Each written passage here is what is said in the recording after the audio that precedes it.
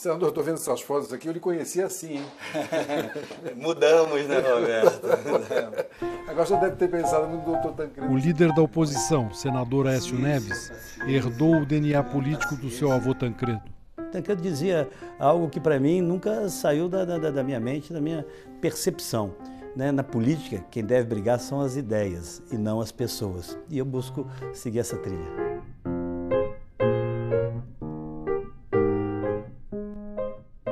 Senador, muito obrigado por me receber aqui na sua casa em Brasília.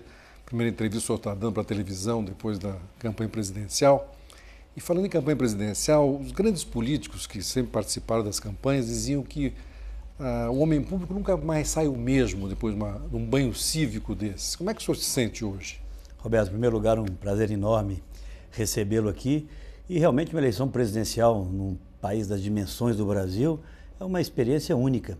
E eu vi, Roberto, um Brasil despertar, um Brasil acordar, um Brasil percebendo que pode voltar a ser protagonista da sua própria história, do seu próprio destino.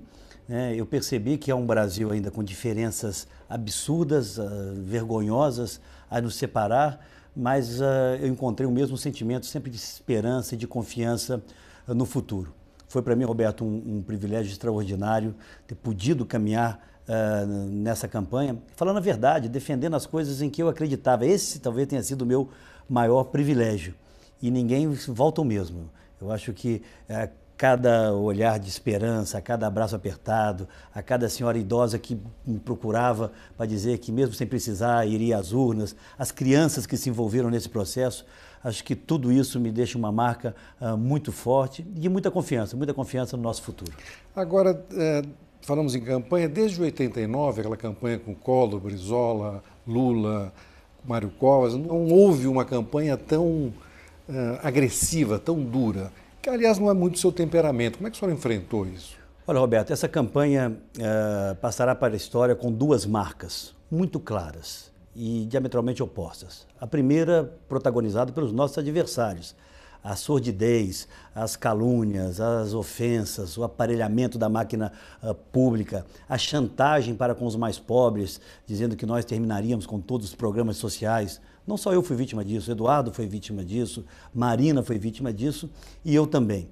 Essa sordidez para se manter no poder é uma marca perversa que essa eleição deixará.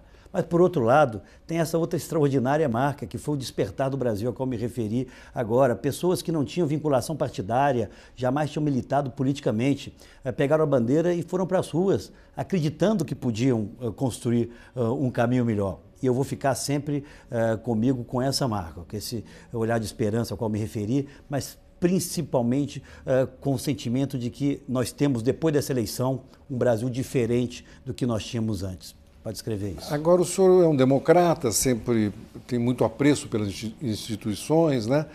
E a candidata com a qual o senhor debatia era presidente da República. E teve embates duros, né? Foi difícil para o senhor enfrentá-la nesse sentido? Olha, eu tinha que ser firme, mas sempre busquei ser respeitoso, Roberto. Você me conhece há 30 anos, né? É do meu perfil, é da minha formação. Mas nesses embates, eu, na verdade, representava, expressava o sentimento que eu colhia no dia anterior ou naquele mesmo dia pela manhã de uma viagem que eu tinha feito por alguma região do Brasil. Eu passei a ser porta-voz de um sentimento de mudança e também de indignação com tudo isso que aconteceu no Brasil. Na verdade, Roberto, eu não perdi a eleição para um partido político. Eu perdi a eleição para uma organização criminosa que se instalou no seio de algumas empresas brasileiras e patrocinadas por esse grupo político que aí está.